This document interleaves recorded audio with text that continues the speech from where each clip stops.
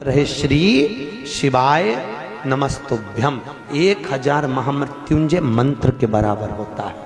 शास्त्र कहता है किसी को हार्ट अटैक आ गया, डॉक्टर बहुत दूर है, एक लोटा पानी लो, उस पानी को पकड़कर श्री शिवाय नमस्तुभ्यम बोलकर कंकर को उठाकर, कंकर जानते हो, किसी भी रोड का किसी भी स्थान का एक पत्थर एक कंकर उठा के पानी के लोटे में डाल दो और श्री शिवाय नमस्तुभ्यम का जाप कर कर 21 बार उतार कर पानी को बाहर फेंक दो।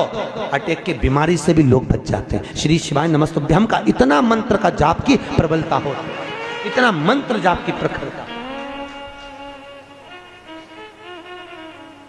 बच्चे बीमार पड़ गए, बुखार आ गया, बुखार उतर ही नहीं रहा, बिल्कुल बहुत समय से लगे, कुछ मत करो, लोटे में पानी लो, थोड़ा सा दूध डाल लो और उसमें एक कंकर डाल लो। कंकर डाला, श्री शिवाय नमस्तुभ्यम बोल के 7 बार उतारो, पीपल के पेड़ में डाल दो, बच्चा स्वस्थ, आराम लग जाए। श्री शिवाय नमस्तुभ्यम मूल मान।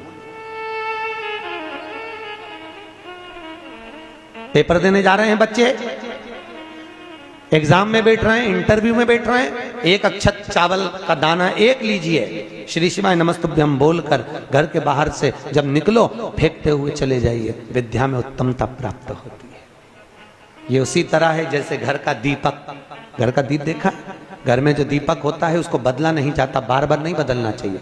घर का दिया जितना पुराना होता है उतना फलदायी होता है। जितना पुराना दीपक घर में रहेगा, या तो 2-3 दिए घर में कर लो, एक पीतल का, स्टील का, जिसका आपको लगाना हो आपकी मर्जी, चांदी का, आदि का आदि, पर उन दियों को बार बार नहीं बदलना। वो 3 दिए सालों साल चलना चाहिए, कम से कम 25-50 साल।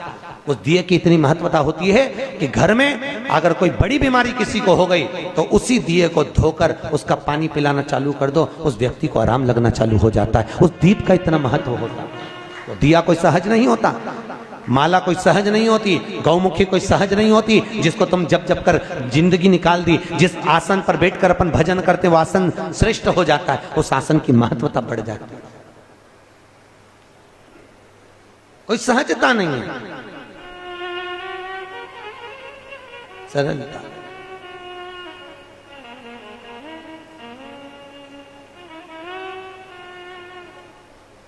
हमारे यहाँ तो अग्रवाल जी, हमारे यहाँ शिव महापुराण की कथा जो उस एरिया में होती है, आंध्रा साइड में होती है या गुजरात, राजस्थान, एमपी साइड में होती है, तो जहाँ पर व्यास वक्ता बैठता है वहाँ पर जजमान रोज आसन बिछाता है, रोज उठाता है। वही आसन जजमान अपने घर पर ले जाता है और उसकी गादी पर बिछाता है, क्योंकि जिस जगह से पुराण को बांचा जाता है उस आसन की बड़ी महत्वता मानी, बड़ी मूल्यता। कई लोग आप लोगों में से आते होंगे तो संग में आसन लाते होंगे। अब यहाँ तो कोई लाया कि नहीं लाया पता नहीं, पर पहले ऐसा नियम था, कथा सुनने जाते थे तो आसन साथ लेकर जाते थे। देखा है आप लोगों ने कि नहीं देखा? बोलो तो। पहले ऐसा होता था, आसन लेकर जाते थे, साथ में बिछाते थे, फिर बैठते। उस आसन की बड़ी महत्वता, बड़ी महत्वता। आसन भी अलग अलग होता है, आप लोगों को मालूम होगा। देवी जी की पूजन करो तो लाल आसन, शिव जी की पूजन में काला आसन, भगवान शंकर की पूजन में, ठाकुर जी की पूजन करो तो कुसा का आसन, पितरों की पूजन करो तो डाब का आसन, गणेश जी की पूजन करो तो आसन की जरूरत नहीं पड़ती, जमीन पर बैठ कर करो। गणेश पूजन कभी आसन पे बैठ के नहीं करना, नहीं तो पुण्य नहीं मिलता।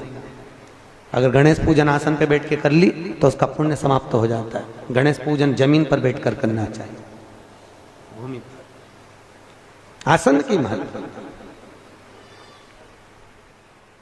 भगवत भजन में, भगवत नाम में, भगवत कीर्तन।